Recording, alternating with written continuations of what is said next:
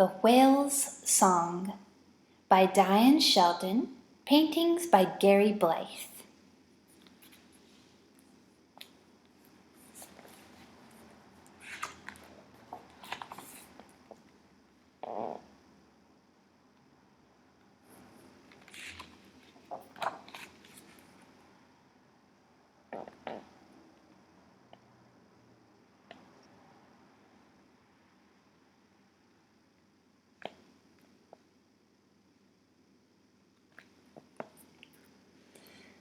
Lily's grandmother told her a story.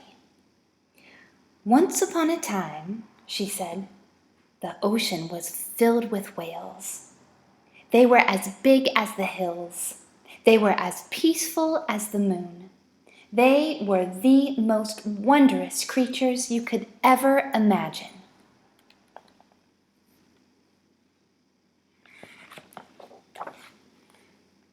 Lily climbed onto her grandmother's lap. I used to sit at the end of the pier and listen for whales, said Lily's grandmother. Sometimes I'd sit there all day and all night. Then suddenly, I'd see them coming toward me from miles away. They moved through the water as if they were dancing.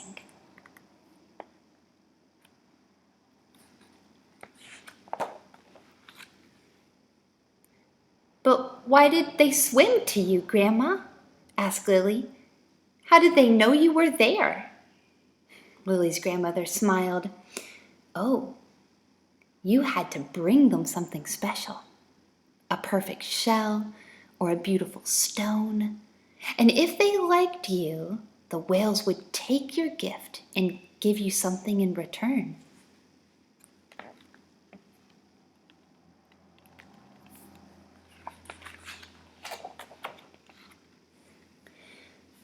What would they give you, Grandma? Asked Lily. What did you get from the whales? Lily's grandmother sighed.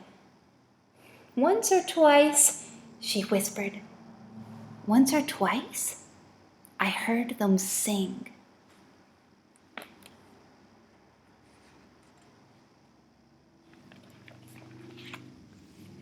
Lily's great-uncle Frederick stomped into the room.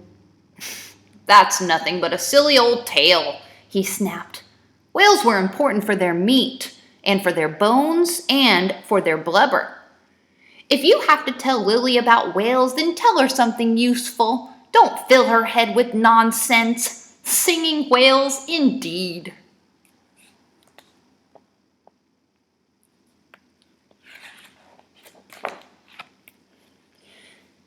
There were whales here millions of years before there were ships or cities or even cave dwellers, continued Lily's grandmother.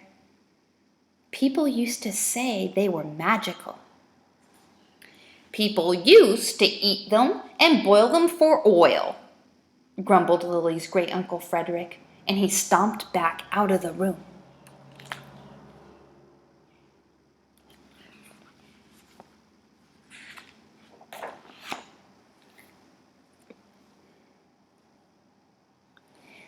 Lily dreamt about whales.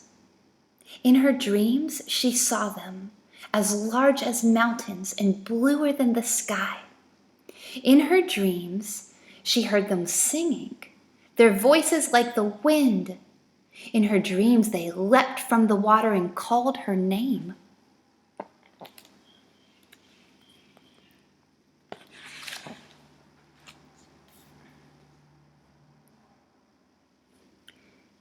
In the morning, Lily went down to the ocean, to the place where no one fished or swam or sailed.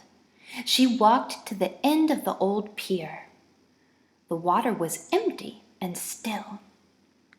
She took a yellow flower out of her pocket and dropped it in the water. This is for you, she called into the air.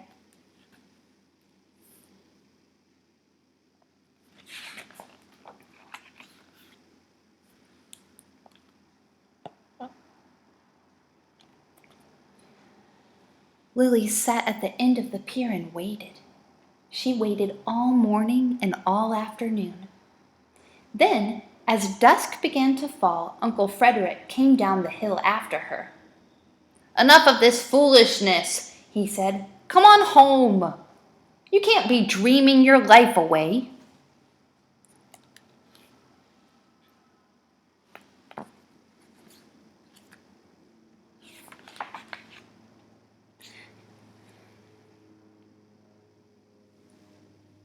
That night, Lily awoke suddenly. The room was bright with moonlight. She sat up and listened. The house was quiet. Lily climbed out of bed and went to the window. She could hear something in the distance on the far side of the hill.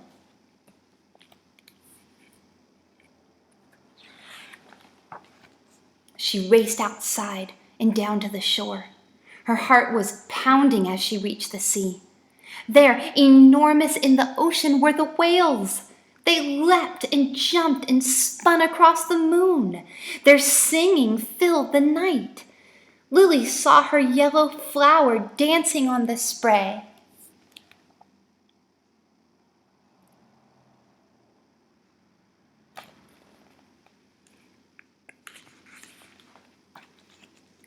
Minutes passed, or maybe hours. Suddenly, Lily felt the breeze rustle her nightgown and the cold nip at her toes. She shivered and rubbed her eyes. Then it seemed the ocean was still again and the night dark and silent. Lily thought she must have been dreaming. She stood up and turned toward home. Then, from far, far away, on the breath of the wind, she heard, "Lily, Lily." The whales were calling her name.